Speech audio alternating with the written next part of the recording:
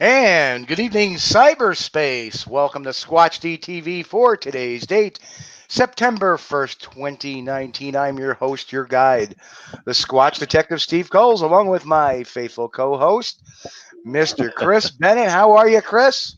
Yeah, Steve, we're doing good, man. I tell you, we're not having any foul weather in Kentucky, but man, they sure having a bad time in the Bahamas with that hurricane now. Have you been watching any of that coverage? I have not today. I'm just worried. I luckily it glanced Puerto Rico. Yeah. And I know Florida is bracing. Yeah. Oh, and, terrible. It is. And I don't know if anybody can hear me okay. You got me okay? Yeah, I can hear you fine. Okay. Yeah. I'm just double checking because for some reason we're not getting that little bubble on the name now. I'm not sure why. Huh. And neither are you. But we are we are broadcasting, so yeah, it's working. It's working. We'll take it. So yeah. You know what? Amazingly, your clicks and pops have disappeared. Well, that's great. You're sounding Knock great. on wood. Yeah, and I think we've resolved our little sound issues we were having, so that's always good. Of course, we want to wish everybody in Florida, all our Florida listeners and viewers out there. Sally just popped in and said we can hear you. Thank you, Sally. Hello, Sally. Thanks, Sally. We want to wish all our Floridians, Godspeed and please be safe, and all those folks down in Georgia and the Carolinas, everybody be safe. It's going to be a rough one. It looks like Category 4. It looks like, so that's not a walk in the park. Not at all. Hang in. Yep. Everybody hang there and don't take chances. It's better to be safe than sorry. Yeah, truth that. So anyway, can you believe, Chris, it's September 1st already? You know, where did August go? I mean, it seemed like it just got here and now it's gone. This whole year is flying by. I guess, as you get old like me, time flies. Must be having a lot of fun. Hello, Ray. We're going to say hi to Ray. Hey, Ray. Quiet night. It's not as usually packed as it normally is, but that's not that unexpected because it is Labor Day weekend, and we want to wish everybody a safe and happy Labor Day, of course. Yep. And please don't labor too much on Labor Day. Yeah, really. Well, it's yet the end of another fine summer. And I hope everybody enjoyed theirs because usually we only make 5 of these, and that's one less. One more down. Yep, and pretty soon we'll all be complaining about the snow again. Yeah, well, summer too cold in the winter. I don't know. I'm thinking about taking up residence where it does cold in the wintertime. I like warm weather. 365 days a year. That cold, man, I just don't work too good in that stuff. Yeah, I agree. Cold is not the greatest, but it's what it is, and here we are. I mean, well, Kentucky's a lot warmer than New York, I'll tell you that much. Oh, yeah, man, I would die in New York.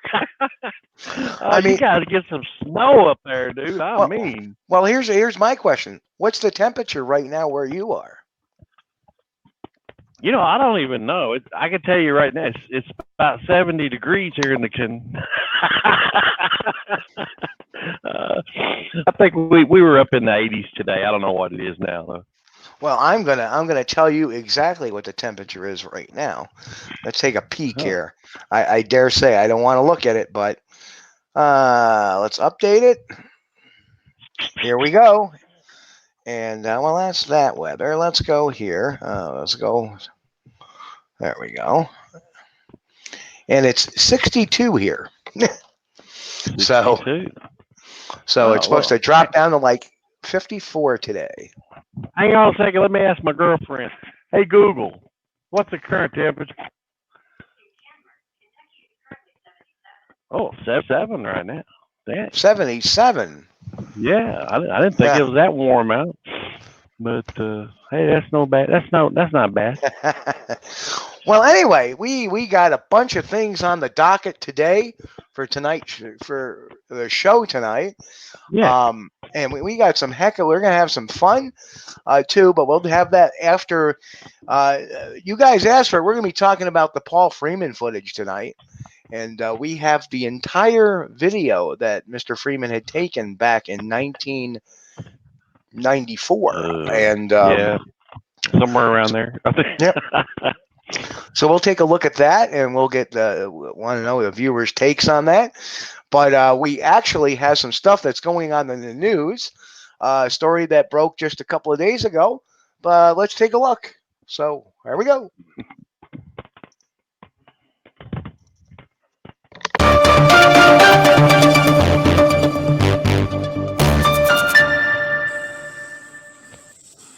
He's still up here. Or something's up here. He's moving. He's moving, he's moving, he's moving. Daisy, come here. Daisy, come here. I want to do a quick little video here. Me and Crazy Daisy has followed these tracks. This is the best one of them. I'm going to try to cast it. Stepped on a limb. And it goes... Let's see. Here's one. Right here.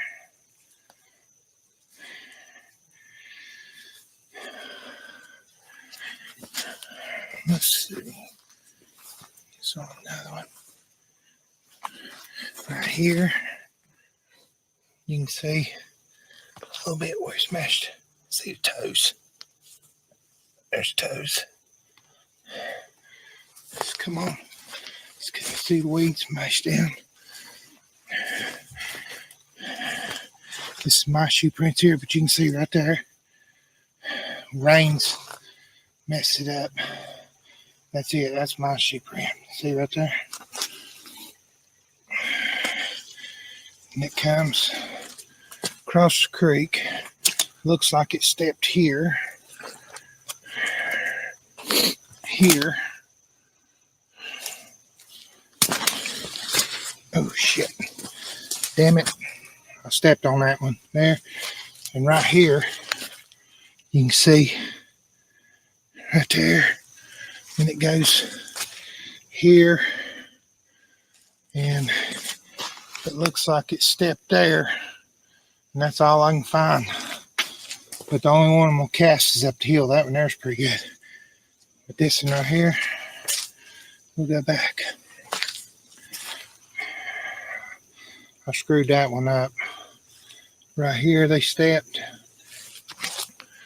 Right there they stepped. Right there. Daisy, come here. Come here, Daisy. Come here, baby. Come on, Crazy. Come up. Then you come back up the hill. This right here. I'm nervous. It's right here.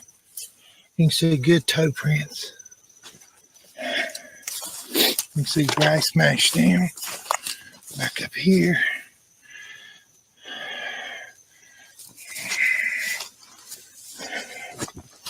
And then I'm going to try to cast this one. Daisy, don't step. Ah, damn it, Daisy. Y'all are seeing me move the toe back out. She just stepped on it. Dang it. Maybe it'll still cast. I'm not going to try to pull these weeds out. I'm scared it'll mess it up. Damn it, Daisy. Okay. I was working with some guys that got into Sasquatch, and they went on an expedition down in Oregon with Peter Barron. And I thought that was kind of cool. So I started looking things up on the internet, and I found the BFRO website, and I thought that's kind of cool. They offer expeditions. So saved up my money, and I went on an expedition in 2006. And so this was over east of Mount Rainier. I had something come up walking around my tent in the middle of the night, and I called out. I was really tired. I'd just gotten back from a night walk, and it was about 2 a.m. And I'm in my tent, and something comes up. I can hear it stomping bipedally up to my tent, and I asked, who is it? And it stopped. And the next morning we got up, and we found footprints leading out of the woods down a small road and then up to my camp around my tent. Small little prints about 8 inches long. So we would surmise that it would have been a juvenile Bigfoot or something walking up and walking around my tent just because it knew I'd went to sleep. Not until probably a couple years ago, so 2012, 2013, did I have something happen to me here, actually, at Jim Creek, where I don't know what it was. I have no idea, but I was setting up our 50-foot alpine tower, and I was by myself, and which was typical. You know, somebody comes in, sets it up, and then the additional team shows up closer to start time, and I was out there by myself. And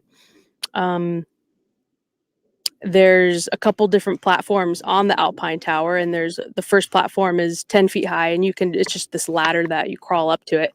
And anyway, I was setting up ropes, and I heard this really deep guttural sound from behind me, pretty far off behind me, and it made me freeze and listen. And then maybe about 10 seconds later, I heard it again, and it scared me enough that I crawled up the 10-foot ladder and sat on the platform, and I wasn't coming down, and I was just dead quiet, listening and trying to find it, because I wasn't behind me, but it was hiding in the bushes, the foliage that was over there, and I could hear it moving, but it wasn't like crashing through the bushes. It was more just slowly traveling away, and I didn't hear anything after that.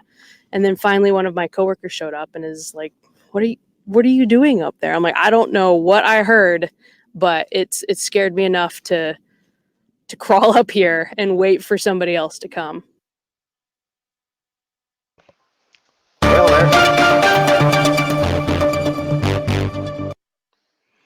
Well, there you have it.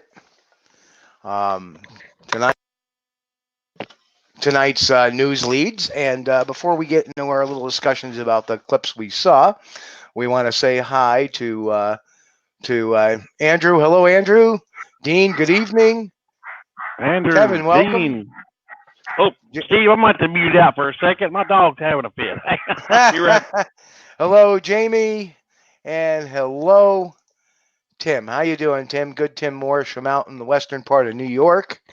Good guy. I don't know where Chris is, but we will talk about. Let's talk about the first video we saw with Mr. Don Teague, and basically that occurred in Hickory, North Carolina, rather recently. It had made the news circuits on August 30th. Chris, I don't know if you're back or not.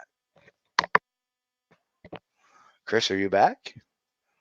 But so anyway, let's pull the video up real quick, and I'm going to mute this video for a second, and let's take a look at some of the. And Chris, please let me know when you're back in. I'm sure the dog is. First, we have the picture. Okay, I'm back, man. Back. Sorry. Oh, that's okay.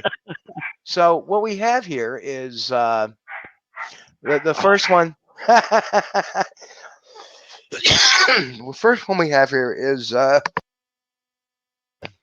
Don Teague video, which was taken from Hickory, North Carolina in, I believe, late August.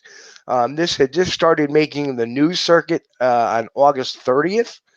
had caught it off the news feeds. And of course, it starts with, him having what he believes a encounter, very much like your hillside video, a little bit of something moving. That's And you see interesting. the little bit of movement right there. Yeah. And as you look at it in through the woods, you actually do see a little bit of movement there, and Yeah, right there. definitely. Now Yeah. now the only thing I'm concerned about is it something that is maybe the movement of the camera, but really too hard to tell here. I don't know why the video abruptly stopped.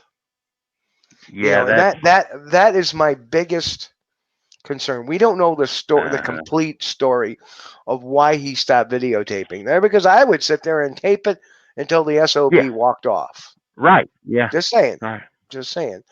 Yeah. So that we have that. Yeah, that jump bothers me. The jump in the quick jog, you mean? Yeah. Play it normal. There's definitely some movement over there. Yeah. Yeah, there is. I mean, it would appear the head moves down a little bit from where its original position. So if you watch the cone of what may be the head. But so who knows as far as that goes. It's okay. Now let's look at some of the tracks he's got. If we can pause that a bit, bring it back. Trying to get there we go. I think that's about as clear as we're going to get this frame. So you do see what appears to be some indentation, some leaves meshed down into the ground, which, okay. And Tim, I do not know how you would see a face out of that. I think it's actually got its back to us, but who knows? Let's look at this print. Yeah. It does look like something had stepped there. Now, the interesting thing I find about this print is the very fine area of dirt that's there. That's really detailed, isn't it? Yeah, it's detailed. But my point is, does that look like a stamper could do that without leaving that little fine detail there? I don't think a stamper would be able to do that. Well, yeah, they'd have to be the toes would have to be carved really close together there in a second. Either that or twisted a little bit. Now, I also want to make note of this, and see here again. Now, Steve, what we're looking at, it looks like a right print. Okay, and you see the big toe. Exactly. Yep. Okay, and the second toe, and do you see all those little circular indentation inside the print? Yeah, I'm seeing a little circle there. You see that? Yeah, could that be fingertips? Yeah, and then again, we don't know if that's him leaning into it, looking at it, or perhaps his dog stepping into it. Right. Again, folks, you're going to do research. Hey, let's get some pictures with a tape measure out there before you just put the raw video out there. Let's let's get a depth of the print. But what I do see is the interesting thing is you can see this whole stick has been driven into the ground. You can even see where there's flaking there a bit, where the earth is cracked underneath that. Yeah. So something definitely stepped on that stick. Yep. And what I'm seeing here is 1, 2, 3, 4, and 5, and this toe seems to go off at a bit of an angle, and that's got me a little bothered about that too. Yeah.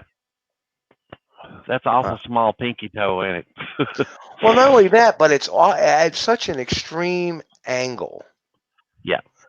Now, here's the other, and what would tell me is that, okay, maybe the foot kind of rotated a little bit to the right in a clockwise motion. But if that had occurred, why isn't this disturbed? Right. Yeah, there's a nice little ridge between the first and the second digit there that should have been, if it had twisted, then that would have been pushed over into the second digit. Right. Yeah. So that's my concerns about. Again, if I was there, you know, there's nothing like being there. There's nothing there like having a cast to look at about it. There, you know, it would have been great if he had, you know, if you're going to find stuff like this, you know, just don't take a video of it, for crying out loud. Pull your camera out, or if you're taking it with your camera, videotape it, then go back and take some pictures, and then by God, add them into the research. A quick couple of more hellos. Hello to Suzanne. Suzanne, good. I would talk to Suzanne the other night. Yeah. And Carol from Idaho. Hello, Carol. Yeah. And Andrew made a comment. He says, how about he yells at his dog? Do you think the Squatch would take off and get the hell out of Dodge? And yeah, I do kind of have a little bit of an issue with that. You know, even if he whispers at it, we got to understand that, you know, these guys have very acute hearing. Right. You know, I mean, even I have acute hearing in the woods. I mean, it's quiet. There's no noise. So if you're going to make a noise, you're going to verbally, not to mention, I'm sure the dog isn't being quiet. Was that first video, was that in North Carolina, Steve? They're both. Yeah, these are from the same gentleman in North Carolina, Hickory, North Carolina. Well, see, that's the thing, and I don't understand, because the ones in Kentucky may be different from the ones in North Carolina. I don't know, but here, big dogs are scared of these creatures. Right. Well, I don't think Daisy is a big dog. Yeah. Daisy, I believe, is. I remember seeing the news clip of it, and I actually thought that's what I downloaded. But instead, I downloaded the raw video, which is fine. I'd rather have the raw video sometimes than the news feature, which was 3 minutes long, and it only showed like 15 seconds of the actual video, 20 seconds of the actual video. I wanted, you know, the nice long clip. So. But Daisy, I believe, looks kind of like a Jack Russell Terrier, maybe a Terrier mix, that kind of dog. It's not a very big dog. So would a Sasquatch necessarily feel threatened by one? I don't believe so. But no, but here though, the dogs feel threatened by them. Right. And they're pretty much covering. You know, there's several stories that I've gotten from guys, reports that. One of them, the guys were coon hunting, and the dogs came back to them and squatted. They wanted to be carried; they wouldn't move. And Sean Godot from YouTube. Hello, Sean. Now you're our first YouTube commenter. Thanks for piping in. And I agree. Yeah. The leaf in the pinky print looks fresh, not matted in the mud. ? I agree. Yeah. You know that it could have. Yeah, it could have fallen after the fact too. You know, we don't know. but here's the thing: it looks a lot like this leaf. Here's the stem. Yeah. You know, why are these not matted down like the rest? Right. You know, so do I have some questions about that print? I absolutely do. Yeah. Now let's move. We got other prints to look at in this video. That's the beauty of it. You know, we see some matting down, and maybe we'll get a fresh perspective of that. Here's another view of it.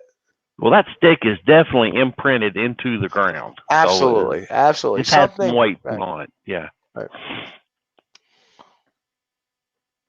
So, and I'm thinking, you know, really tough to.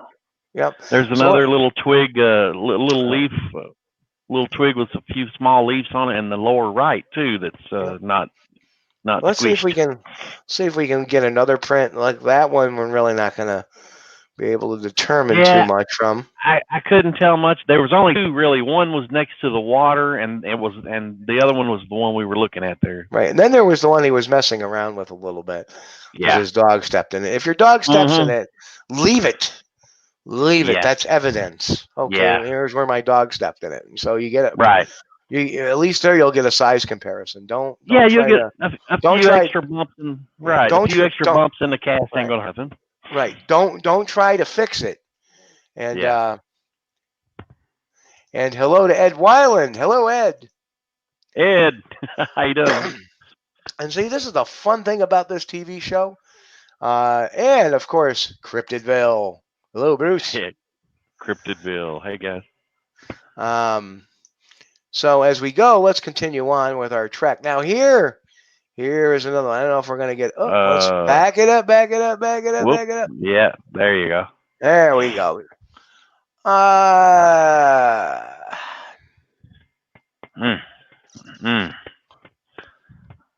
I'm out.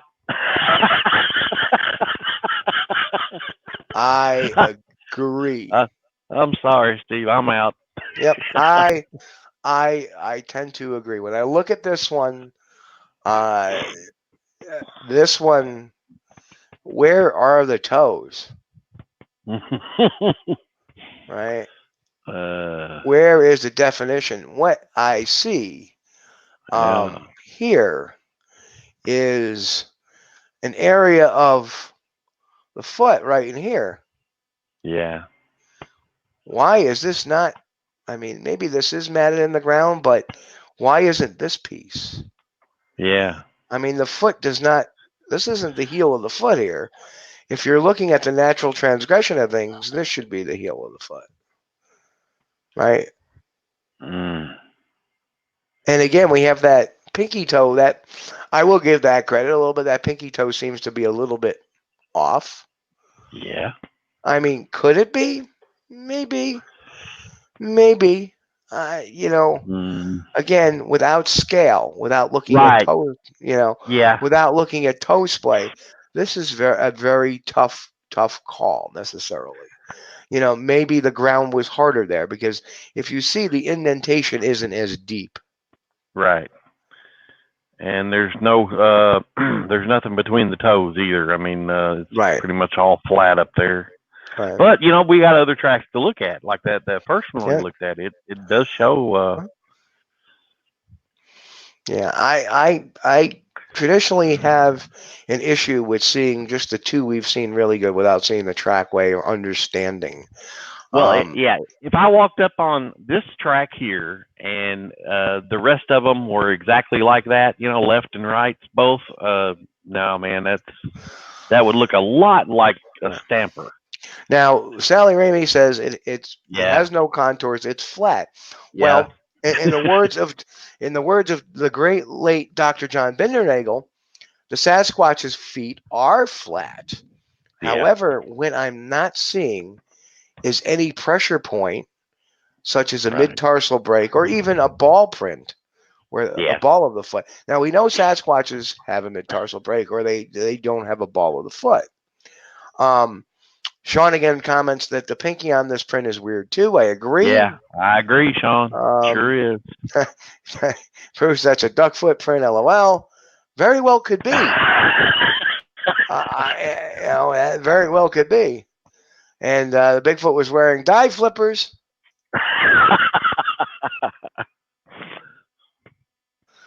Well, there's Timmy with a question. Whoop whoop.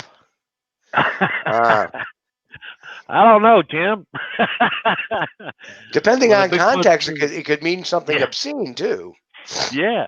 Whoop whoop. Again, Kevin agrees. No mid-tarsal. It's actually called close enough for this show.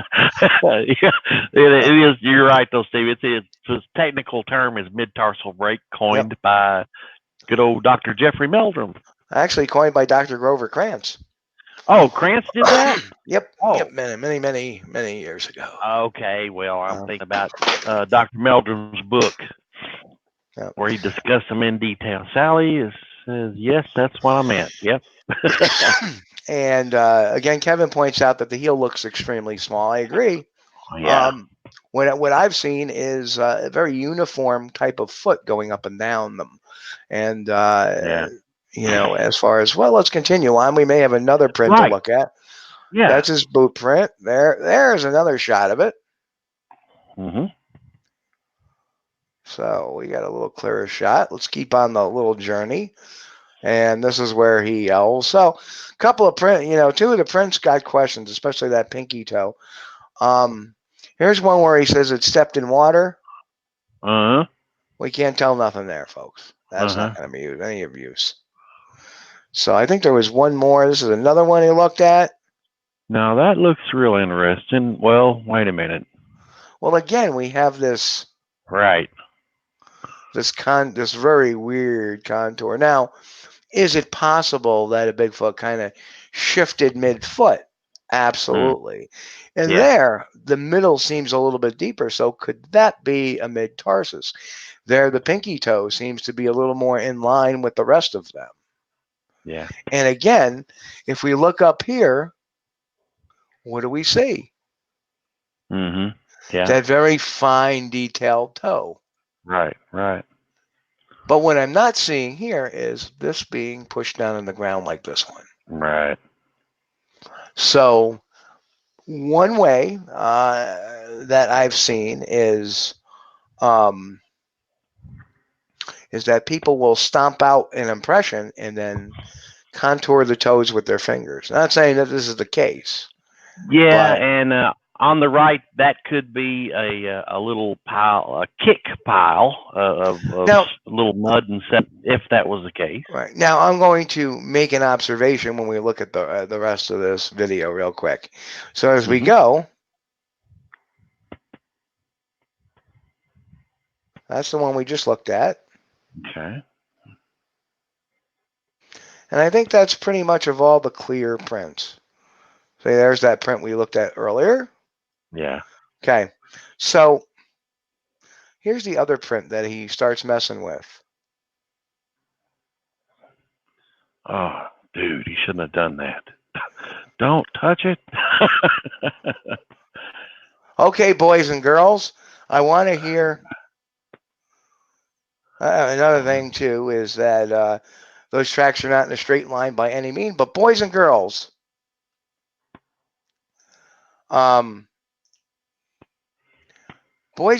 let's ask a question to our listeners out there, and we'll give everybody a quick few seconds to figure it out. What do you think my issue is with those prints? Something that is glaringly obvious. So we'll give you, we know we have a delay. So we're going to give you 25 seconds to figure out what's wrong with those prints.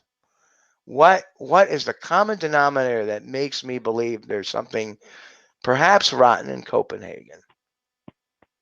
So we're gonna give out that answer in 10 seconds. 9, 8, 7, 6, 5, 4, 3, 2, 1. And here's my answer. We've seen 3 prints, and every single print was a right print. And a right. There was never a left print in the bunch. That was clear. That to me says that the person making the print may have used his hand, and he's right-handed. The same, because if I was to draw a toe print or a foot on a piece of paper, my big toe is going to be on the right side, which means it's a left foot. Yeah. Right? That makes sense? Yeah. So that is what has me a little concerned about. Every single print was the right foot. Well, that does bother me a little bit, but it could just have been the terrain there. We don't really see enough in the video to let us know. And the video was, I'm sorry if Doug is listening, but man, your video, like, you're shaking it around and swinging it around, and it's not that high quality video anyway. But and Sally, The delay depends on your internet connection sometimes. Yeah. Yeah. I've actually watched this from my house, streaming off my website, and it's pretty spot on. It's only like a 5-second delay. So, and in some cases, depending on your internet connection and computer processing speed, it can, we tried having somebody on a few weeks ago and they had a 30-second delay. So that was, I understand. So that's this video. And I thought that, it'd be worth taking a look at, breaking it down like we do. This is what this show is about now. Is about not so much about having guests on every week, but it's taking a look at some of this stuff and hashing it out. And I'm really grateful to the viewers out there who have been commenting on Facebook and YouTube. Yeah. And unfortunately, I don't think we don't get comments off the streams off the website. Well, if we could get if Doug was watching and could call in or get on Facebook and comment and let us know why did he only film right prints? That's one question I have. Well, I know what the answer would be regardless. As well, there was left prints; they just weren't discernible. That would be the answer. But that's the movement. And like I said, what are we seeing there? Yeah, our pareidolia can kick in and say, "Oh, yeah, I see a back, I see the shoulders, I see the head." Yeah. But if this is a setup, it could be anything. Yeah. It could be a bear. Yeah. How do we know that's not a bear? We don't. Well, I'm not seeing any ears though. I mean, you definitely would see some ears. Yeah, but how do you know we're looking at the back of the bear? Maybe we're looking that's true. Yeah, maybe we're looking at the pardon the French, but maybe we're looking at the ass end of the bear. Could be the hind end, yeah. See, it could be the hind end of a horse, or it could be the hind or a hog, which are indigenous to that. So I get very worried when I see something that this is probably a real animal moving around. Probably, like I said, my guess is, and this is what my guess is, this is a hog, folks. See the pointy ear? Right there. Yeah. Pointy ear right there. I'm thinking we're looking at the ass end of a hog there, right? He could be yelling at his dog to get over here because it's a hog and they're dangerous, or a bear and they're dangerous. And then, I got this great video, and then we have a cut. And then we go to these tracks. Yeah. We don't know if these tracks were taken in the same area. We don't know. Now, Mr. Teague is a Bigfoot researcher, or at least he claims to be. So I don't know. He belongs to a local Bigfoot group, apparently, in not Cleveland County. That's where what's his name? The guy from 9 years ago, the Tim guy, the Tim Peeler, the guy that CNN had on. He's like, yeah, I just Sasquatch. I'm gonna hit him with my stick, but I got to do it. Remember him? Yeah, I remember that guy. Yeah, he was great, man. Yeah. Well, I mean, excuse me, not in a good way, but it was funny. Yeah. Well, I think his video of the supposed creature at first is inconclusive as best. Yeah, exactly. Because you can't really tell what it is, and you can't tell what it isn't. So who knows? Okay, so we got we got a couple of questions. First of all, Sean, if I saw that I wouldn't stick around for pics, I'd be running. Yeah, it depends on your makeup. I had seen my one 150 feet away. I didn't have a camera. I just had the flashlight on it. My first inclination was not to run. My first inclination is I'm going to keep watching. Yeah. Which he did neither. Yeah. He didn't run. The video is only a very short burst of time, and then it was over with. Well, why? Is it possible because we're not actually looking at a Bigfoot? Well, I'm not saying that this is the case, but I'm saying these are the questions that should run through an investigator's mind, through a researcher's mind. Why? Right. Why? We never got a good answer. Why is that video so short? Yeah. You know, that's what we need to be asking. That's what, you know, all too often we have people out there and we know them. Oh, wow, did you see that? You know, stop buying stuff so quick. Ask the questions. Once the questions have been answered, then we have more of a solution to the problem, be it pro, against, or inconclusive. And just because you're pro, and I didn't say proof, I said pro. You believe it is. You know, you know, the Vermont trail cam photo. I am pro that that's a Bigfoot. I'm not saying that's proof, but I'm saying that I believe it is. Yeah. And it's okay to have an opinion. Now, Tom made a good question. Hi, Steve. If a bear, hog, or Bigfoot, wouldn't that dog be more anxious? Depends. It all depends. What if this dog is used to being around wild hogs or hogs? Yeah. Yeah. You know, what if he's used to, you know, what if he's on a leash?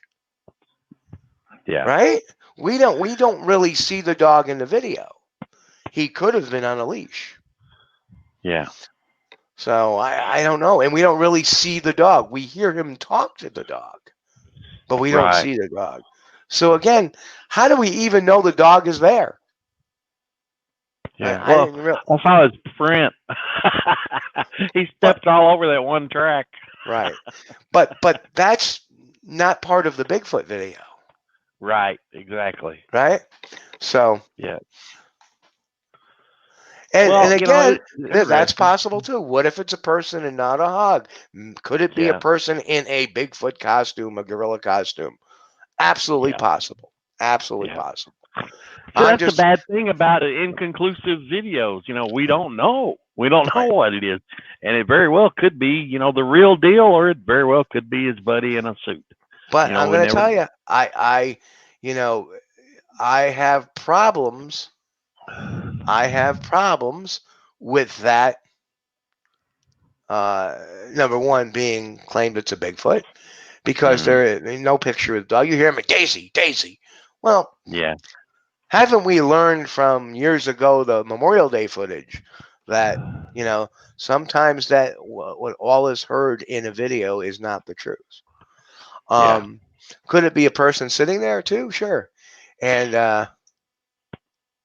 that looks really close too. I mean, really close. Yeah. And I can't believe that that creature would actually move with him being that close. The only way I could see it moving would be to bug out. Well, you know, they move. I mean, when I had mine was moving. It took a little turn and then it turned back. It moved. And no, Tim, it wouldn't be a baby. Absolutely not. So, but then we go to the prints, and the prints are just horrible. So, yeah. Well, yeah, that one, that's a terrible one there. But you know, the other ones, you know, okay, they're all right. Again, you know, I wish there was more video and it showed more of the prints, and maybe it's something with a measure tape that would help, and some really good close-ups of the perimeter of the print and of the toes, so we could see those little dots. If those little dots are where the dog stepped in it, or they have fingerprint impressions from the tips of somebody's finger, you know, shaping up the track. You know, so that's the kind of stuff I look for. Right. Exactly. Exactly. So anyway, what did you think of the two residents in Washington talking about their experiences? Well, that was interesting. See, who was it? John Ray? Here, we'll put it right back on in case you all missed it. No, that's the wrong one. There we are. There we go. And John Ray? Yeah, John Ray. Yeah. Internet, and I found the BFRO website, and I thought that's kind of cool. They offer expeditions. So, and I went on an expedition in 2006, and so this was over east of Mount Rainier. I had something come up walking around my tent in the middle of the night, and I called out. I was really tired. I'd just gotten back from a night walk, and it was about 2 a.m. And I'm in my tent, and something comes up. I can hear it stomping bipedally up to my tent, And I asked, who is it? And it stopped. And the next morning we got up and we found footprints leading out of the woods down a small road and then up to my camp around my tent. Small little prints about 8 inches long. So we would surmise that it would have been a juvenile Bigfoot or something walking. Or Yeah. Or could it be somebody on the expedition playing a prank? Unfortunately, Yeah. Truthfully, that's the damn things about expeditions. And I'm not saying the organizers did that, but you never know who is in the crowd. In an 8-inch track, I'm sorry, not very descriptive. We found 8-inch tracks. Yeah. Didn't mention whether or not there were clear toes on it. So I don't know. We again, this is a story that needs a little more definition. I would be very leery about that, especially coming into a camp with people present. Yeah. That to me may have. Now, I wasn't there. I didn't see what they saw. It could be completely legitimate, and I will yield the floor and say, very interesting. I have to look as a researcher. As researchers, we should look at all these stories and look at all the different angles. And these are the questions that when we actually talk to these people and see the reporter, obviously, I don't know if it was edited out or, but if it wasn't, he never asks the important questions like, well, did you see toes in those footprints? Yeah. And you said they were 8 inches. How wide were they? Yeah. The biggest worry, it sounded like it was bipedal. Well, you're in a camp full of people. Yeah. Yeah. Right?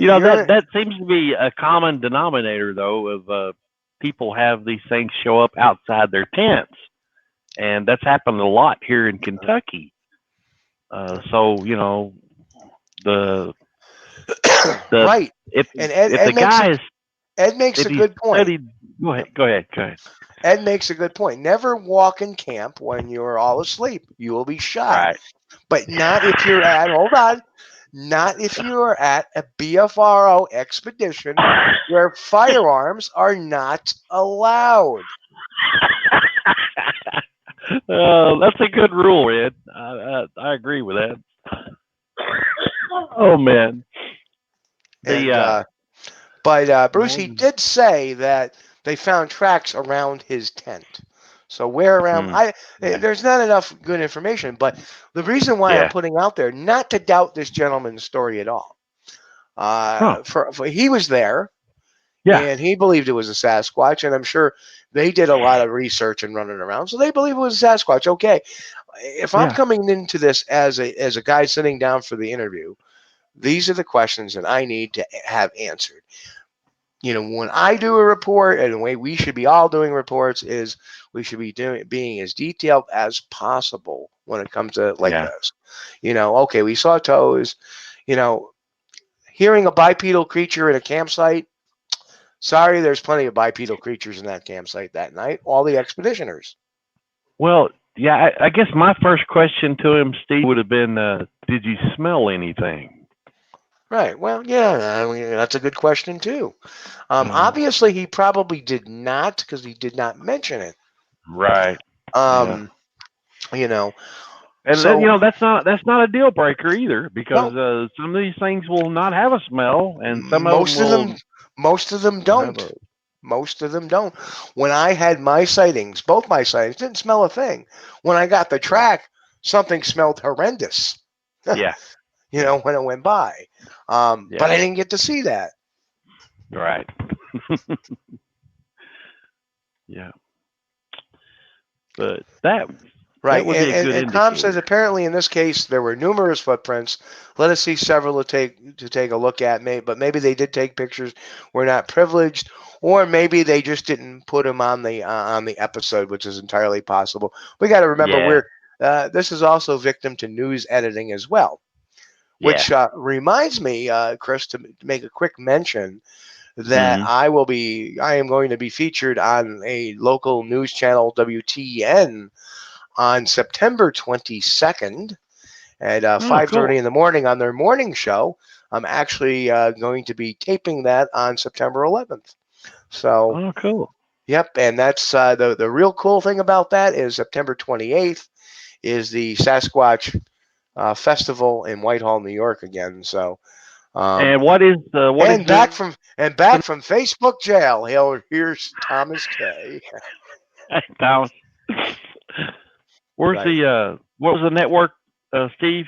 They're going to have you on. WTEN Channel 10 is an ABC affiliate, and the funny thing is, I've been locally on Channel 13. I've been local on Fox 23 when they were in existence, and I was local on WRGB. So this is my fourth time on local TV, Cool. and the fourth each time a different network. So really cool to be out there. So I want to thank them for having me on, Very and cool. we'll spread the good word, and hopefully that'll generate some sighting reports locally for us. So shaping up to be a good squatching season, because my squatching season actually comes to fruition in September.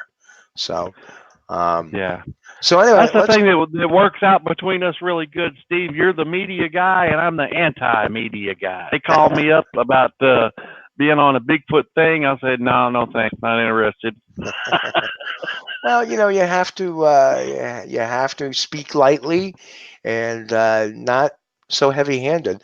Then we have the Summer DeHazy incident, and she's a manager of a recreation area, so one would think that she may be able to. Is Jim Creek Recreation Area, is that Washington State? Where is that? That is correct. This is both from Washington. Washington, okay. So again, the other gentleman, right area, right conditions. Yeah. Possible. And there's 1,000 questions, and I'm not saying that it did or didn't happen. I bring this up just so we can kind of stimulate the mind of what we should be asking and what we should be doing. And man, we are blowing through time here. We're already 54 minutes into the show, and we still got a lot more ground to cover. As upcoming soon, we have the Paul Freeman footage because you guys asked for it. Talking about when we talked about the PG film, you guys all want to know our thoughts on the Paul Freeman film. So we're going to take a look at that. And the cool thing about when we show the Paul Freeman video, that is going to be the complete unedited video. And guess what I did? I stabilized it. I stabilized the unedited video, so it's not going to be as wobbly. Brought up some sound, did a little more sound quality on it. So kind of leveled it out. So we should, and we'll be talking about that in a bit. But Summer heard something, and it scared the heck out of her, and she heard it moving. Take a quick listen to this story again. Something happened to me here, actually, at Jim Creek, where I don't know what it was. I have no idea. But I was setting up our 50-foot alpine tower, and I was by myself, and which was typical. Somebody comes in, sets it up, and then the additional team shows up closer to start time, and I was out there by myself, and there's a couple different platforms on the alpine tower, and there's the first platform is 10 feet high, and it's just this ladder that you crawl up to it. And anyway, I was setting up ropes, and I heard this really deep guttural sound from behind me, pretty far off behind me, and it made me freeze and listen. And then maybe about 10 seconds later, I heard it again, and it scared me enough that I crawled up the 10-foot ladder. And okay, so very believable story. There's no reason to doubt her experience. The first thing she says is, I don't know what it was. Very sincere. Right. She's not saying, hey, this was a Bigfoot. And it's true, there's a lot of things in the woods that can make a low guttural sound. A bear, a cougar, this is Washington State, so the mountain lions, wolf. But it was something And that would probably open up a line of questioning. Well, can you imitate it? Have you ever heard, a bear in the woods? Have you ever heard a cat in the woods, a wild cat in the woods? Have you ever heard a wolf growl or any of that? Yeah. Those are some of the questions that need to be asked. I believe she had, I have no reason to doubt her encounter or her experience. Yeah. She's had some sort of an experience. Right. And Bruce makes a good comment that two rubbing trees can make that sound. Absolutely. But here's the difference. She is the manager of that recreation area. So if two trees have made that noise once, I'm sure that she has heard that in the past as well. So I'm giving her the benefit of the doubt there. And being somebody that's the actual manager of the recreation area, I'm fairly certain that she is familiar with a lot of the sounds because obviously, in follow-up visits to the areas, I'm sure what she has done, she has not heard that. So otherwise, she probably wouldn't be on this show saying, okay, I figured out what it was. Yeah. So,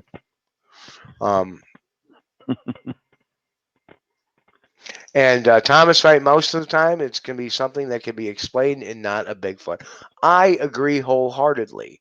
And that's why this particular, while it sounds good, I got to put that in the, well, we're not really sure. I've seen a lot of reports come around this way. And unless there is a mitigating circumstance, I kind of toss them. Okay, that's interesting, but a guttural sound. Okay, that's not very descriptive. That all kinds of animals make guttural sounds. A bear comes to me. Especially in Washington State. Well, let's face it. Everything has a gut. Oh man. Well, I mean, every mammal has a gut. And so, I mean, you ever hear an alligator make a guttural? Well, yeah. Hey, that's a reptile. She was out there alone too, and that actually that's something to consider.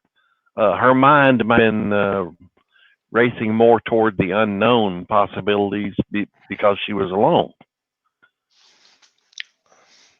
Oh, sorry, Cryptidville, we got you mixed up with somebody else. Oh, sorry. But thank you for watching on YouTube, and I'm glad to see that we're seeing a lot of the same faces every week, and that's awesome. Yeah, we appreciate you guys. Yes, we sure do. Thanks for tuning in. We try to put on some interesting discussion here and try to go off the beaten path what we used to do. We're doing something completely different here. And we're having a lot of fun with this too. And I love this interaction that we're getting too. So, all right, Chris, before we move on to the good old Freeman footage, I gotta put this out there. That's something that came out this morning, thanks to Tim Stover over at the Ohio Bigfoot Hunters Group. Well, it's time for our weekly Stop the Woonacy public service announcement. So here we go. Enjoy, folks, while we take a little breather.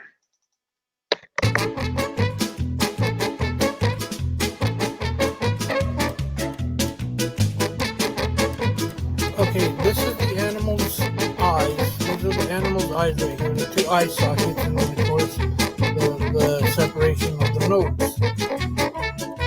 There's one eye. You can barely see it, but right now we're going to make that eye shine bright. And there it is.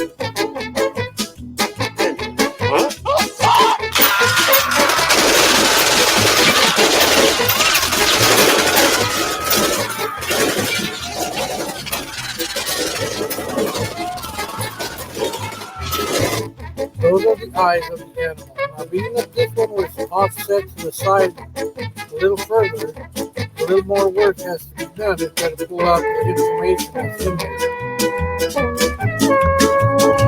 I don't know what on God's green earth is going on out here, but it sounds like something or someone is spooking my cows. What the hell? Holy shit! It's a Bigfoot! Are you kidding me? He's driving a utility vehicle! This is unbelievable! You see the general shape of it? And about where the pupil would be at. Now, there's not enough data in there, and that's why you're seeing it like that. But if you do see where the eye duct is, the tear duct would be, the one that shows up the best is this one. This is incredible! Wow! This beast has got some pretty good balance. Hey! Don't slip! Son of a tail-slapping bitch! He just bought it! Now, each line is a level into the depth of his eye cavity. And you can see that the depth of his eye cavity, this part right here, that you see in the middle, is the same depth as over here. But nonetheless, you can see that definitely that is an eyeball inside of that eye socket.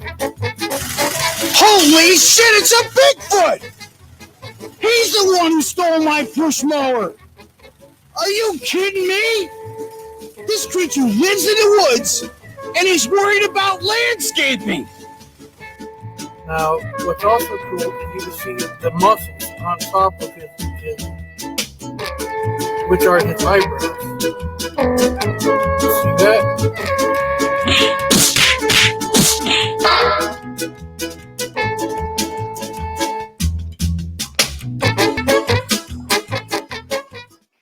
And now back to our regularly scheduled programming. Oh, Lord. So best part of Lucky Kid 621 clips. I love those. I don't know. You know, this is a breakdown of a thermal video, which we don't actually see the thermal video. We just see this this thing. So I just don't know. Nice try, but let's, like I said, research responsibly. Why doing it off your phone? I don't know. I don't understand. Well, maybe I just don't know.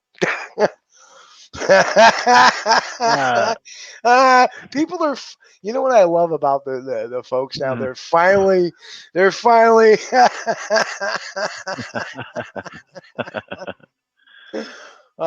yes.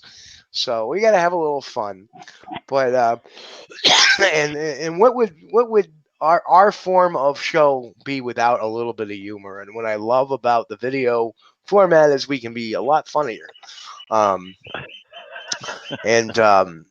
You know, I kind of like my gifting bowl video. I got to do one of my own videos real soon.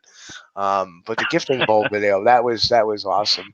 But anyway, let's take a look at the Paul Freeman video, and we're going to look at the whole thing unedited, and then we'll hash it out. So this is going to be a little bit of a time because this is the unedited video. This runs about 10, 12 minutes long, but take a look at it, soak it in, study it, watch it.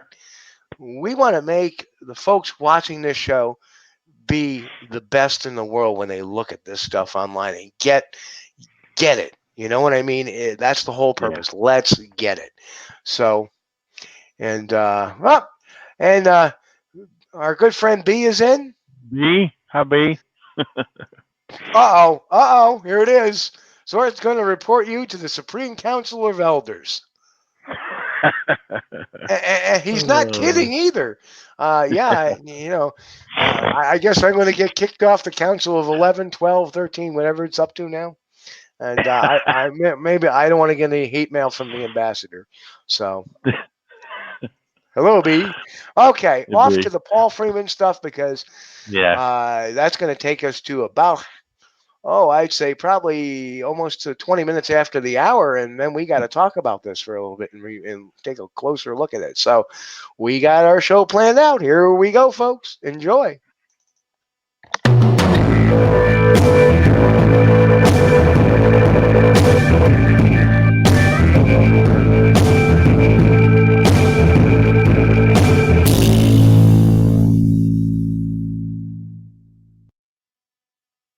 this is some of those little ones' tracks that's in here. I come back up here today to cast these.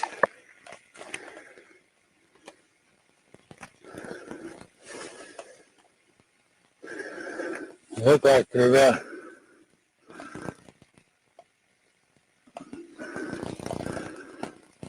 about 9 inches long. They're pretty good little tracks. They sure little one.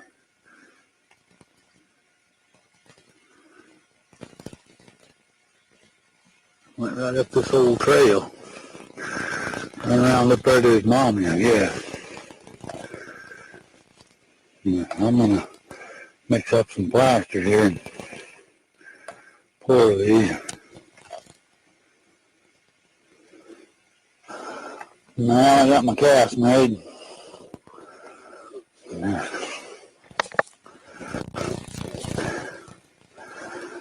And 4 little tracks here.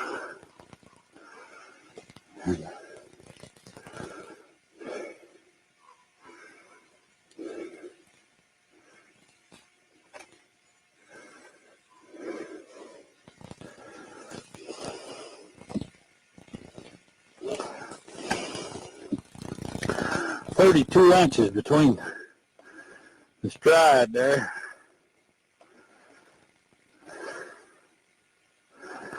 Yeah, I'm gonna look around a little bit more, let these dry.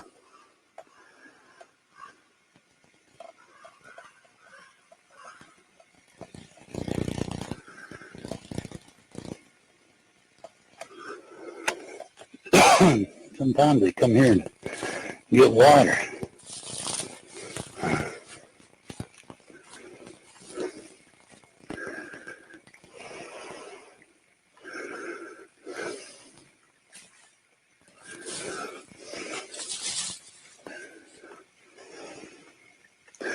Yeah, it looks like they've been here. Yeah. Been down here anyway. I don't know how. It looks like it's pretty fresh. Yeah, I'll go around this bush here. See what's going on here. Oh yeah, here's where. Yeah. Yeah, here's come down. Oh shit, he's come down and went back up both. Yeah. Look at that. Yeah, he went back up the road, come down the road. Yeah, look at that. Sure has.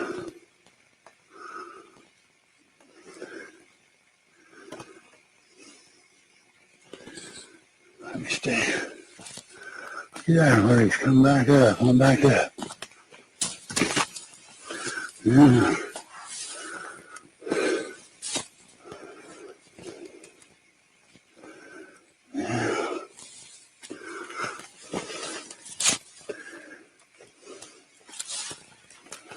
Look at that.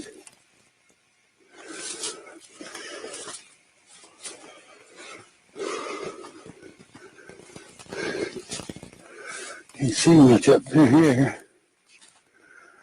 I hear the brush popping and stuff.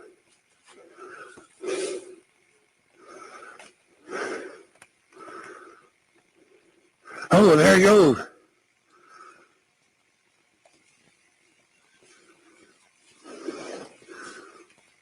Jesus.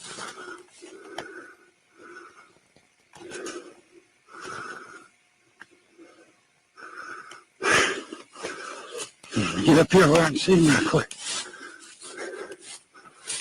Get up here. Get a better picture.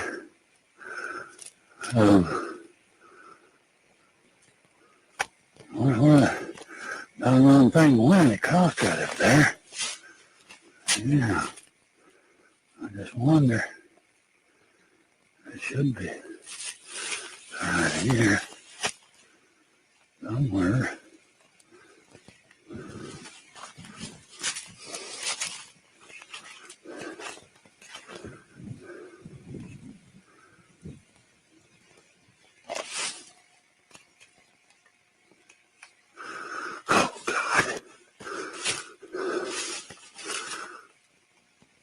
two of them, I guess.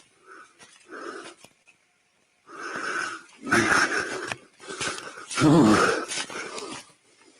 I wonder where they went.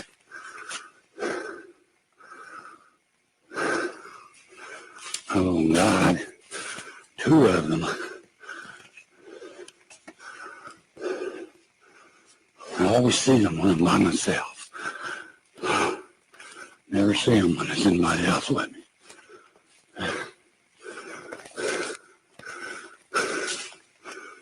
That's pretty good.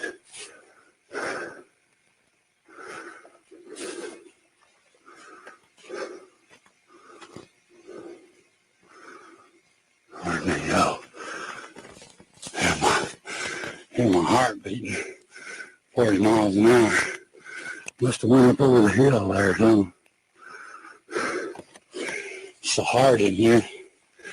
Can't see no track.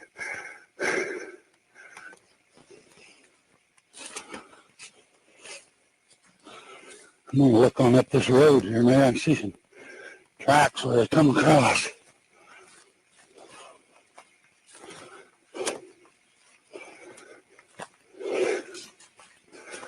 One went up over the hill, looked like. The other one must have went up this road.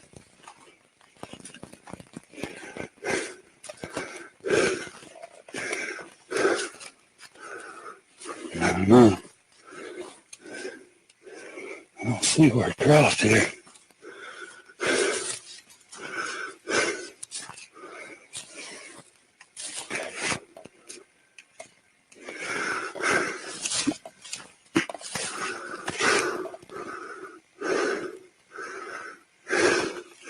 Up this old trail.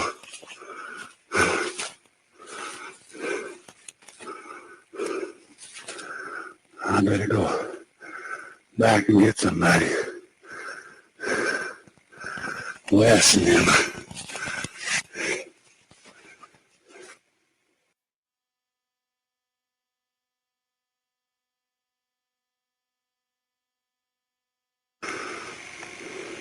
Oh, there you go.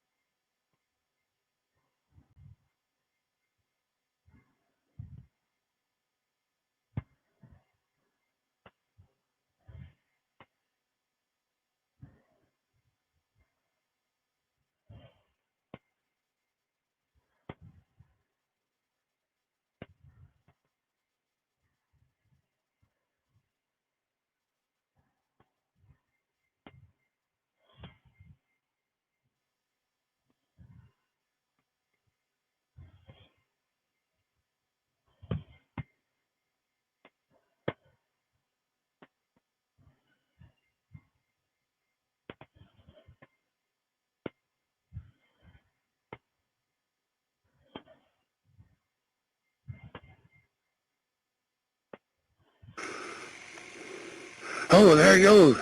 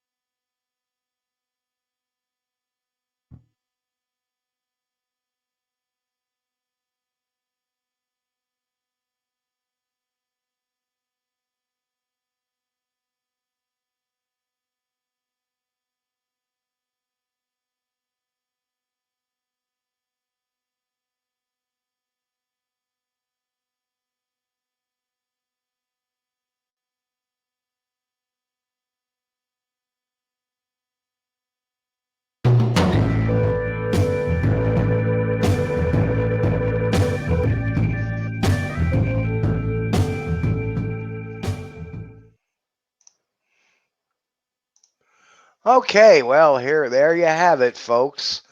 I'm going to give Chris the first shot at this one. Chris, what do you think? I'll tell you what, Steve. Out of I never watched the whole thing because it was so shaky. I usually fast forward to the part where it's oh, there he goes. Okay, but that is the most stabilized version I have ever seen. And I actually made out a whole lot more detail from the footprints and stuff they filmed on the beginning. So I'm going to give you a attaboy. That was a good job you did on that.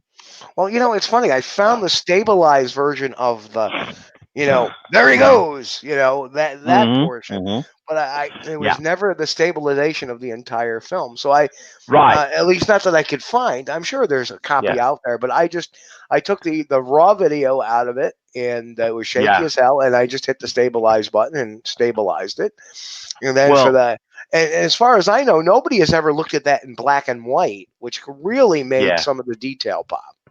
Yeah, that was interesting.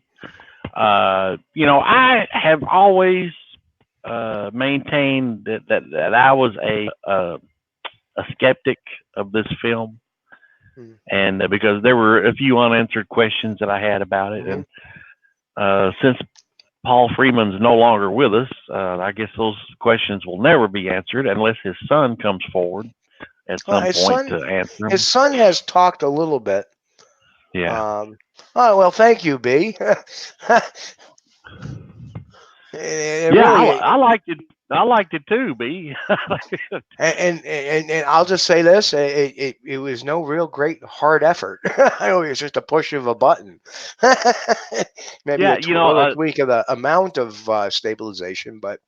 And I have had the full version at one point, and I'd always like fast forward through it up until you get to the part to where there he goes, And that's the main one that I was looking at. But that shows a lot of detail in those tracks that wasn't previously seen for me. So let's look at a couple of the comments as we were showing the video.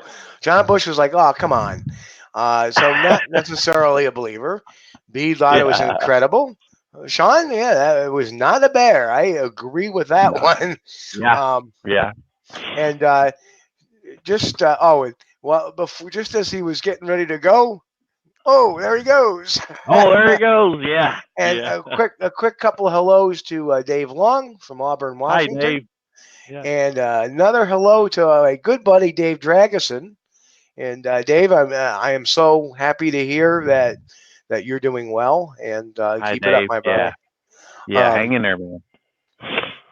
So my initial thoughts on this, and of course, I always take this cerebral look at it. Let's take what we've actually seen and put that aside for a second. What I am impressed. What I am impressed up, and Jimmy Trick says hello, Jimmy, from Goosebumps Paranormal. Hello, Jimmy, who likes to play the character Charlie Wonton. If you've ever caught any of his videos, it's kind of funny.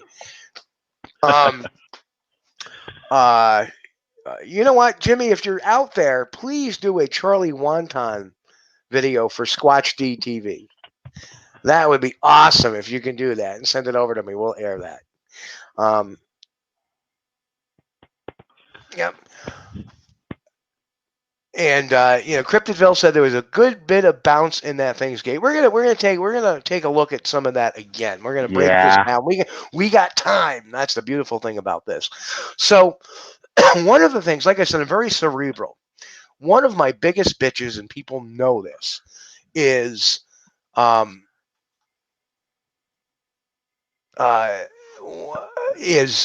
we always see these videos, and they're very short clips. We never see the before and after. The only time we've ever seen before and after was the Patterson Gimlin. Correct? Yeah.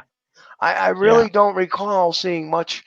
The Memorial Day footage, there was some before footage, which was, edited out of the Legend Meets Science. And then when the audio came to fruition, it kind of it kind of threw things off a bit, and that's when everybody realized that it was most likely a setup, and then there was more enhancements of the difference in size of it. When it was running down the hill, it got larger as it was walking away slowly. People thought, well, maybe it put a baby on its shoulders, yada yada yada. What it was he took the mask. Believe it is, he took the mask off, and I was kind of sitting on it. So whether that was intentionally set up, whether that was intentionally set up or somebody was just running through the woods with it, I don't know. I mean, that's kind of a crazy, but we've heard crazier things, I suppose. So a little background on Paul, and what I love about this is that this is really the first time we get a lot of video after the incident. It's not just a video of there's the Bigfoot, there it goes in the woods, okay, done, it's a wrap. Right. We actually have him looking for it afterwards, and that is very unusual. Very unusual for a hoaxer to do. So that kind of makes me, not saying it's authentic, but it makes me take a really interesting look. And for those who don't know, Paul Freeman was born in August of 1943, passed away in April of 2003. Shy of his 60th birthday. He passed as a result of complications to diabetes. And this is what the Wikipedia says about him: was an American Bigfoot hunter. What they fail to mention is that he was a forester for Washington State. He actually worked for Washington State as a forester. But it's American Bigfoot hunter to discover Bigfoot tracks showing dermal ridges.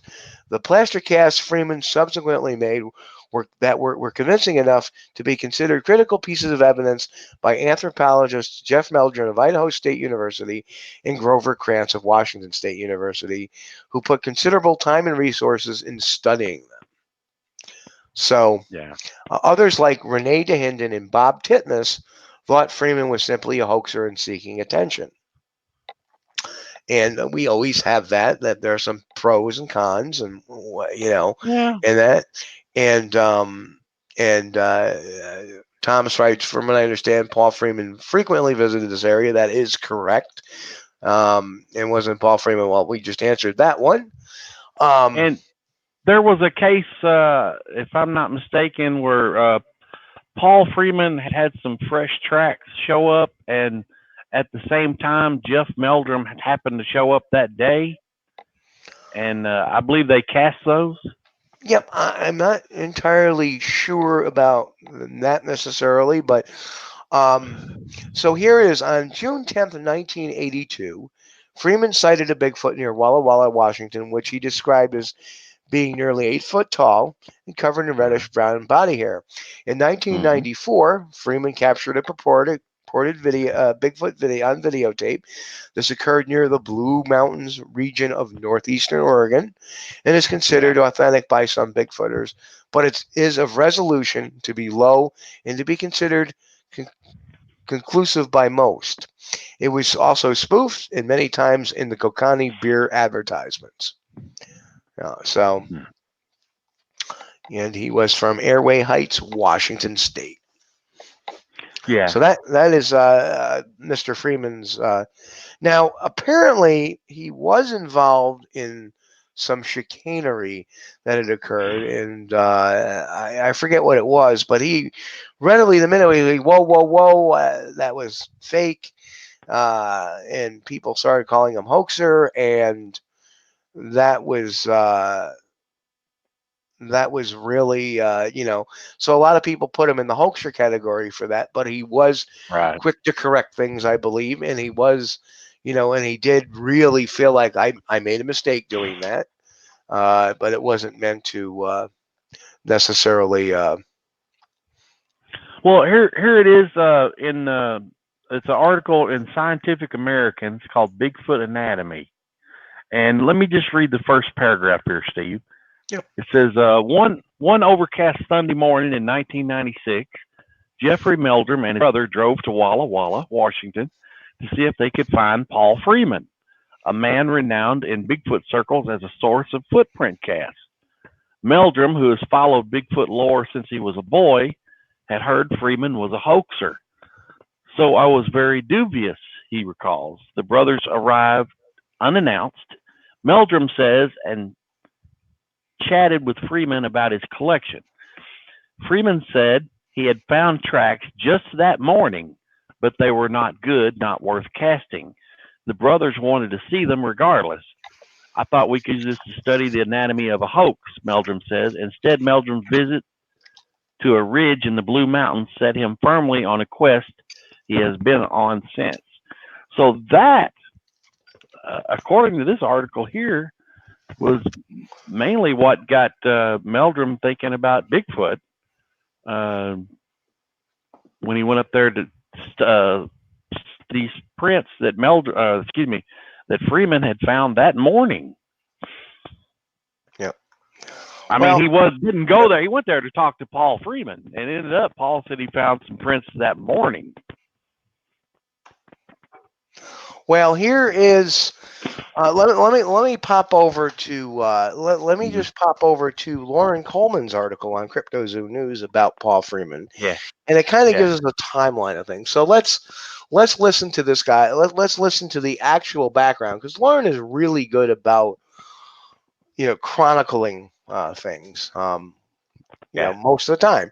So, 1982, June 10, 1982, Freeman reportedly sighted a Bigfoot near Walla Walla, Washington, which he described as barely 8 foot tall and covered in brown body hair.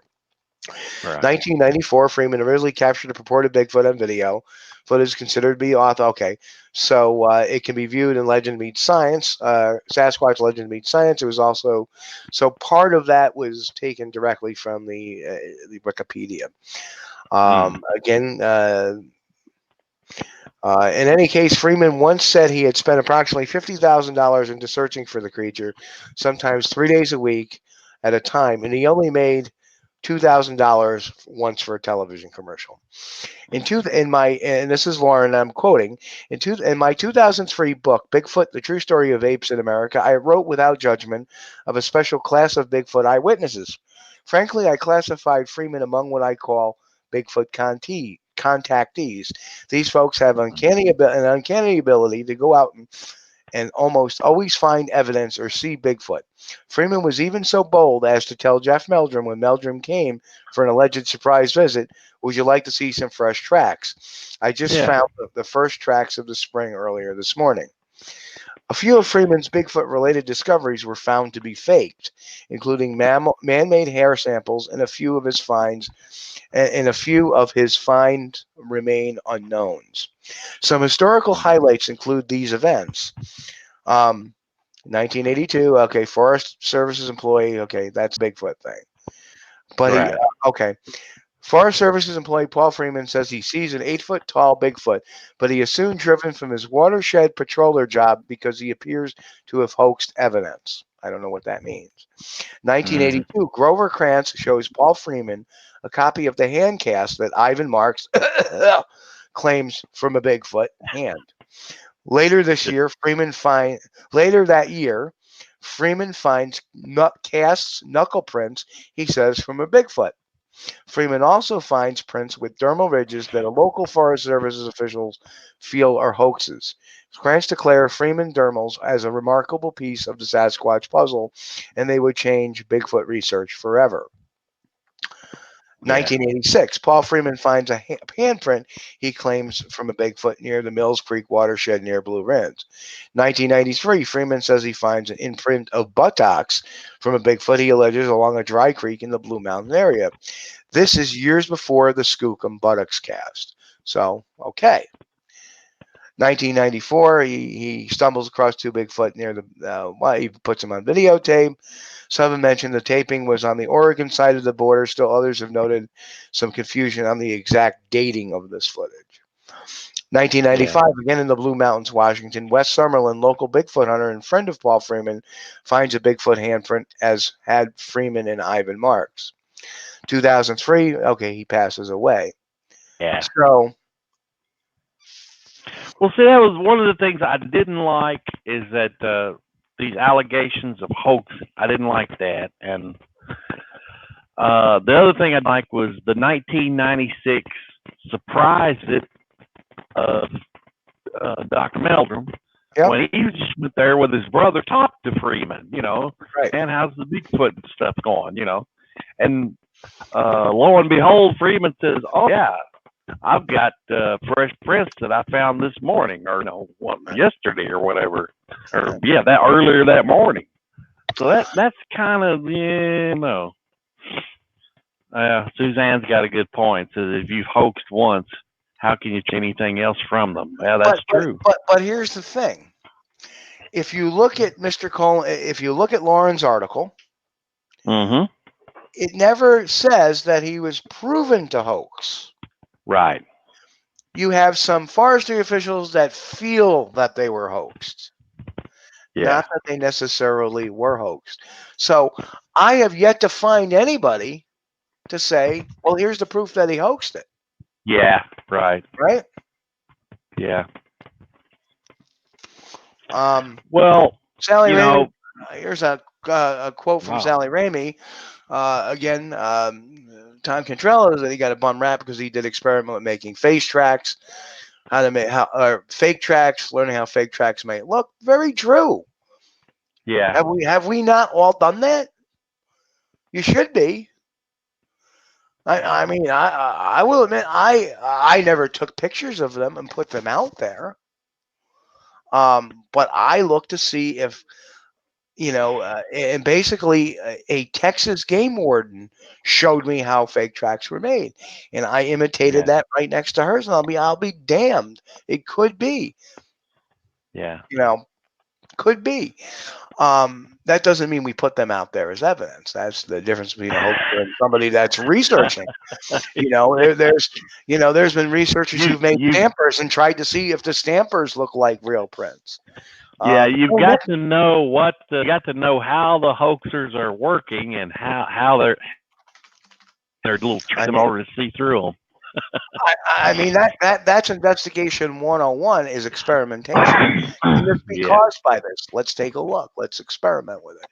We don't put that out there as evidence. In fact, you know, all my time, because of the substrate in New York, I've only found really 2 good prints that I should have cast. Well, 3 good prints that I should have casted the very first one. But you know, the Fort Ann cast came out beautifully, and that was a toss-up whether or not that was actually going to work. But you have to. I think Tom writes, not that I drink the Meldrum Kool-Aid, but I do trust him when he discussed tracks, and that's a wise thing. Yeah. And then was Freeman a hoaxer? If not, then he's cool. We're not sure. There's some opinions. Oh no, opinions only. Yeah. And that's the thing, and there's something. Oh, I missed that from B. she just said making a comment onto. Yeah. The thing is on the video is the reason I'm skeptical of it is I have a couple of problems with it that doesn't seem to jive with me. And the one thing, the movement is not a smooth, fluid movement. It's a up and down, bobbing head, human in a suit motion. Okay, that's one thing I had a problem. The other problem is it's that head is on a swivel. Looks like, I mean, there's definitely a neck there because that head is glances over at the cameraman and then it swivels right straight back, and then as he walks across there, and I have a problem with the head swivel like that. And another thing, you know, is the shape. Of course, you know, Bigfoots can have a beer gut, but that's a very recognizable shape. Yep. Well,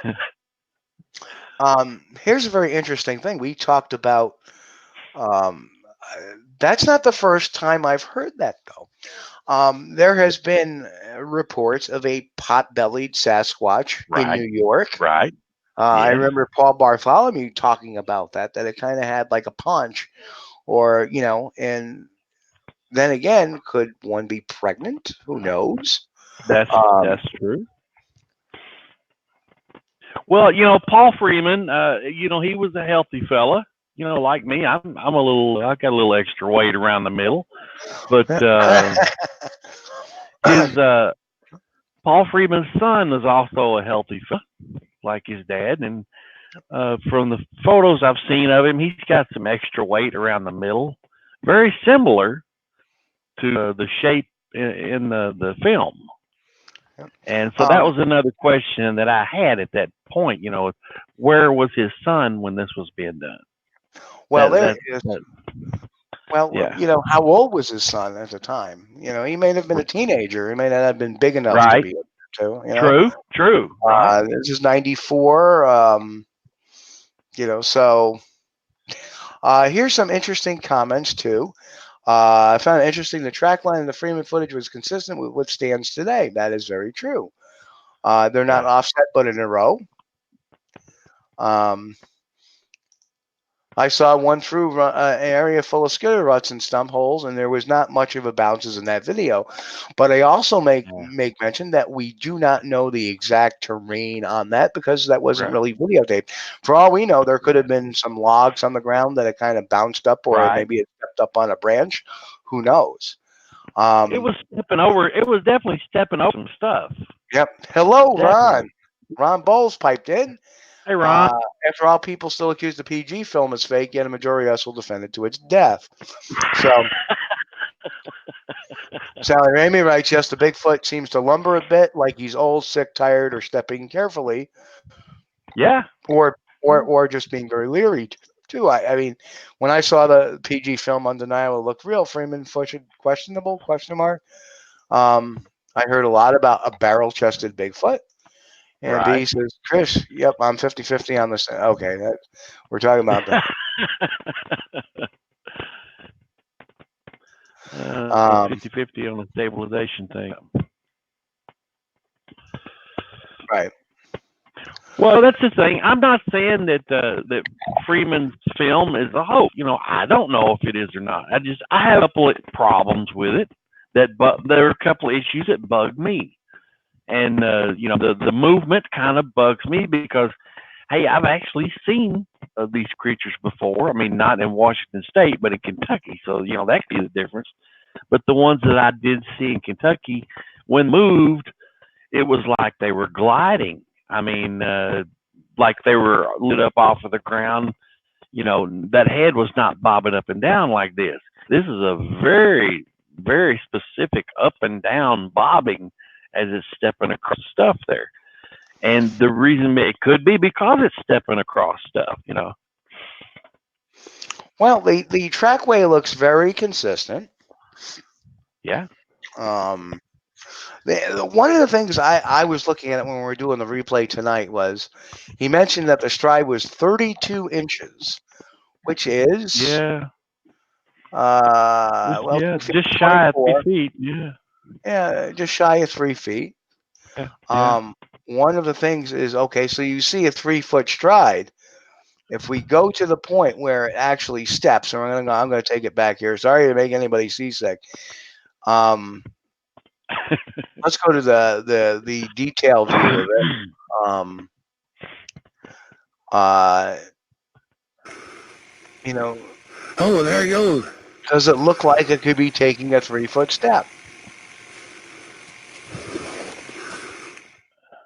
Not really. I tend to think it does. What do you think? You think it does? I think its stride is a little wider. Oh, there it goes. And there's the you know, that step seems to be large, and then maybe a smaller step to adjust. So it doesn't. Well, you know, without the scale, you know, we won't know. That's the thing. So we're just giving an opinion here, and But you know, on this terrain though, Steve, does that seem like that's uphill to you? It does. Well, it seems like he's walking downhill. Okay. Or it's walking down. I'm not sure the gender of the. Well, so, I mean, the tracks he shows that where he measured the stride. You know, that's one thing I would like to know if that was going uphill or downhill, because it makes a big difference.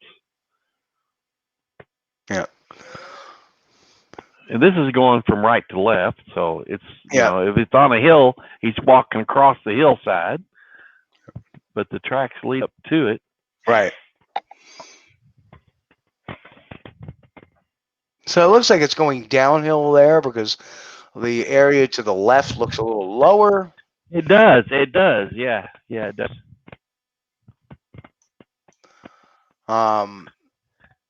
And that's another thing, because of the shakiness, you know, we can't really get an idea of terrain, but it does look like creature is moving down the hill. Yep.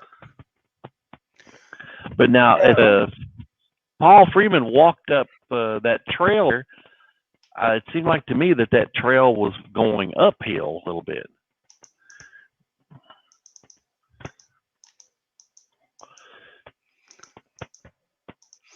Okay. Yeah, you know, there it seems to take a bigger.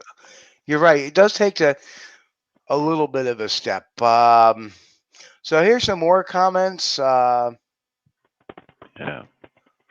Any questions? Stephen Chris, why Patty videoed and Freeman Bigfoot video? But since no one has credible Bigfoot video, maybe all Bigfoot sent out a message, hide from humans, LOL. Yeah, I'd say that's probably Well, it's Bigfoot grab. There are cases, I'm sure they have been videoed, but the videos are so horrible that usually they get lost in blob squatchery. And I'm sure there's a few real blob squatches that are real Bigfoots. It happens. Hey, it ain't easy, you know.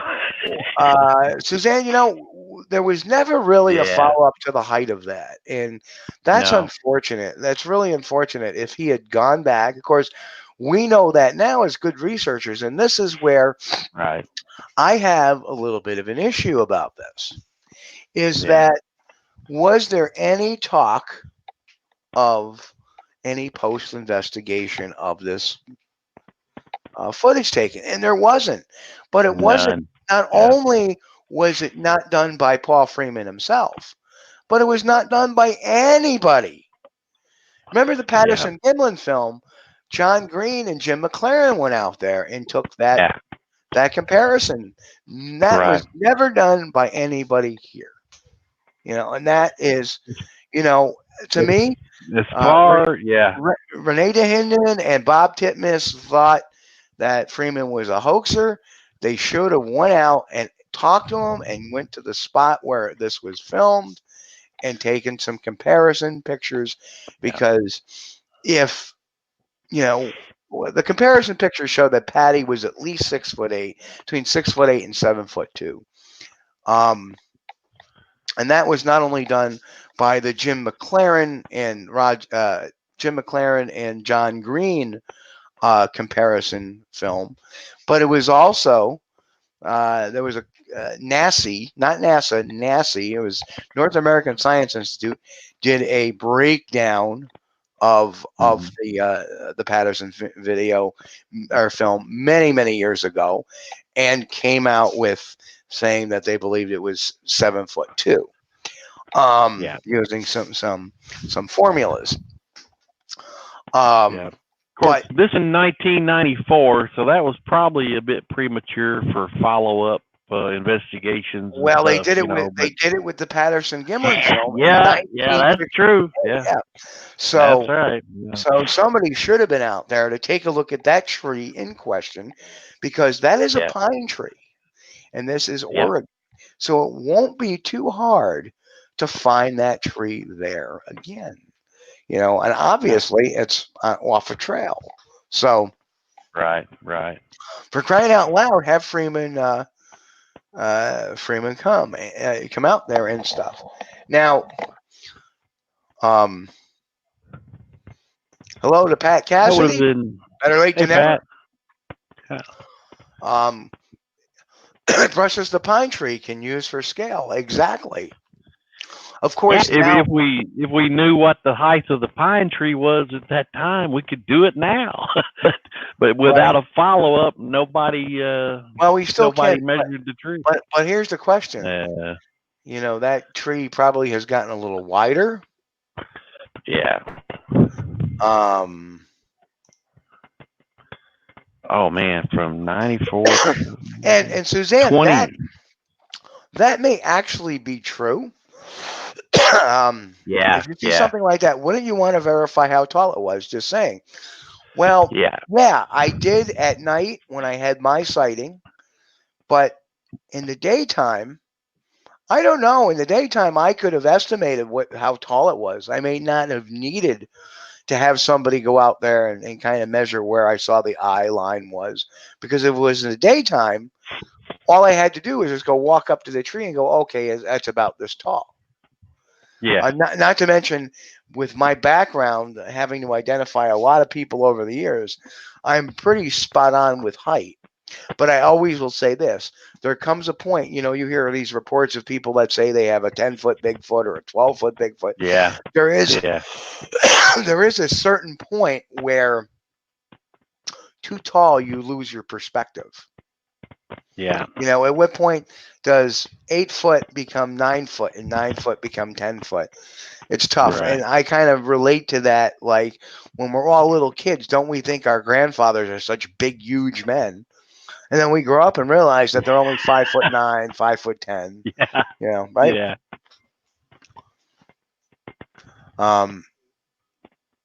Yeah, and then Ron goes, if that tree is even there now. I mean, who knows what the terrain looks like?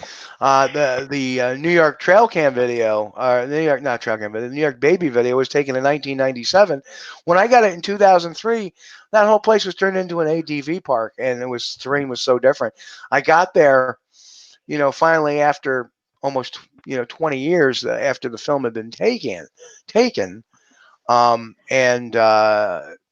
it was very hard to find the exact tree or the exact spot. Well, yeah, and that video is 25 years old, so that pine tree now is probably 30 tall. But then again, if it's the daytime, Freeman might have said, just if it's legitimate, he might have just said, well, I know how tall it is. I saw it. I'm standing, only this distance from it. It's daylight. I can kind of figure out how tall it is. Right? And Ron Bowles with the comment of the night: men always exaggerate measurements. Well played, sir. Well played. Oh no. So. But yeah, this is an interesting video, and I really like the stabilized version. Thomas comment. Yeah. Yeah. No, I don't. I think he would. I don't. He should. He should, but he won't. Do you know why? Because Paul got beat up. Freeman got beat up. If you see people beating you up every other day, why the hell would you want to get into that particular thing and try to follow up on that? Well, listen, my father did. I have better things to do with my life. I'm moving on. Right? Yeah. Makes sense. I mean, that would be like Jim Jones Jr. running a church. I wouldn't go. If you do go, don't drink the Kool-Aid. And Junior hated his father, So, you got to kind of look at that. And Sally, you just go, maybe since people thought Paul was a hoaxer, his son wasn't interested. His son has defended him. Somewhere along the line, I did read an article by Paul's son, and he defended him. And of course, Ron Ball said, my kids won't follow me on this adventure. Well, what are you eating, Ron? I wouldn't follow you anywhere, depending on what you ate. Especially on like tortilla night or, refried bean night. Oh, I'm staying away. I'm not following you. You can follow me. Well, I think it takes it takes an experience to get interested in this stuff. As the average person, if they've not had an experience, most people are not interested. They couldn't care less.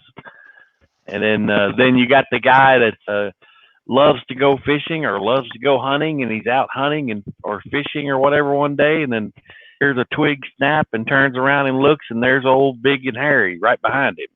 You know, after that happens, everything changes. The earth hasn't moved. If you can find the exact spot where it happened, stand somebody there and match up the video from the ground up. No. See, here is the problem with that. If that area has been forested, if that area has had tree fall, if that area has overgrowth, you may never find that spot exactly. And here's the things you need to know. You need to know how far he was away from it and the exact spot it was standing. 1994, we're not talking there was a lot of readily GPS units available. Yeah. Yeah, 25 years, man. That's a long time. And even my, I've got a little 2-acre lot around back in the last couple years that I've not been exactly on top of my game, keeping it cleaned off. You know, it's starting to get grown up back there. And, you know, just a matter of a few years can make a big difference in the landscape.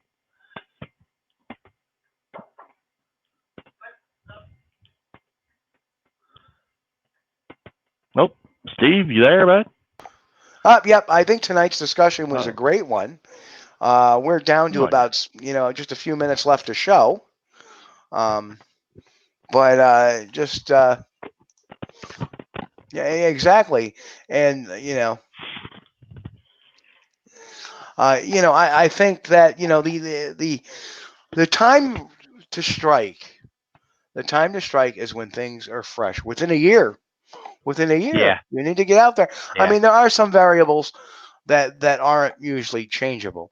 Like if somebody sees something peering through a window in a house and the house hasn't gone under, you know, changes in 5 or 10 years, you can figure that out.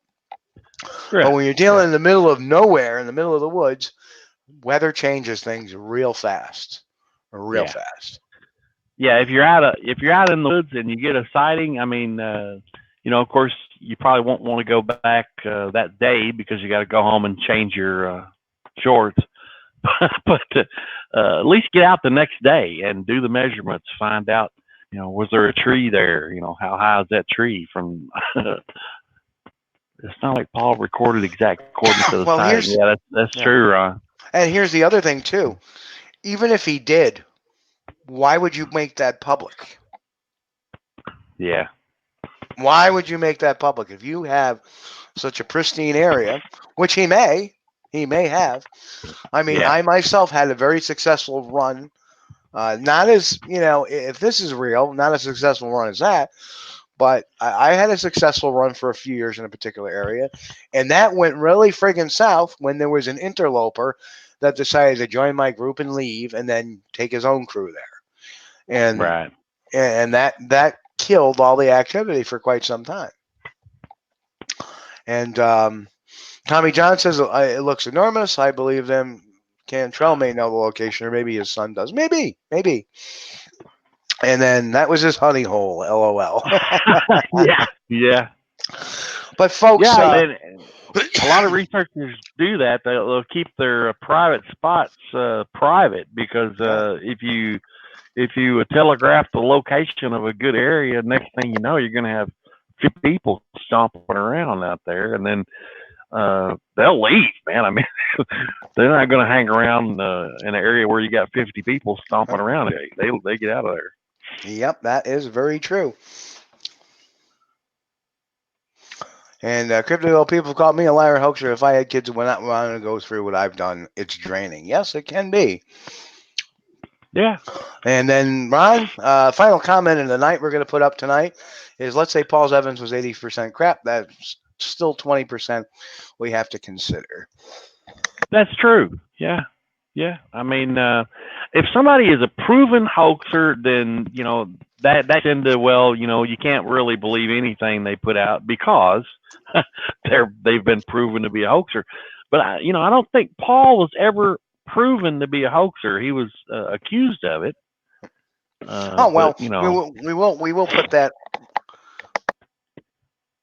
That comment there is he just ain't into Bigfoot from Tommy John. I spoke to him and said he wasn't a hoax and he was proud of his father. Well, that's good to know. That's great. That is good Yeah. to know. And if his father told him, I would think that if it was all bullshit, I think that his father would have, eventually confessed up to the son, but apparently that was not the case. Yeah, not the case. Yeah. At least that's what, is being told. So, okay, folks. Well, I guess that'll do it for the show. Want to wish we had a hell of a great show tonight. That was interesting. I really enjoyed watching this stabilized Freeman footage. Yeah, it was cool, fun, and we will be on the trail to do something even fun next week too. So, what will come out of our minds this week to put on the show next week? You never know, but we'll be announcing that when we announce the show next week when we go live. Always look for the announcement. Usually Sunday, sometime in the morning. I'll throw an announcement out there. Maybe I'll let you know what's going on. Maybe I won't. It's always fun because you never know. This is a very dynamic platform here, so things can change in a moment's notice because we can say we're going to do this, and then Friday something happens and we need to do that. Yeah. Or Saturday. If something pops up, if something happens during the show, put the video up. Yep. That's right. So again, to all our Floridians, be safe out there. We're all thinking of you. All our folks on the coast there line there. We're all thinking of you. Everybody enjoy your Labor Day tomorrow. You know what that means, folks. Winter, old man winter's coming.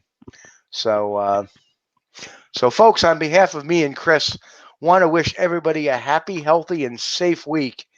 God bless, and of course, keep on squatching. We'll catch you all here next week. Squatch-D TV, 9 p.m. Eastern, Sunday nights. And everybody, peace out. Catch ya.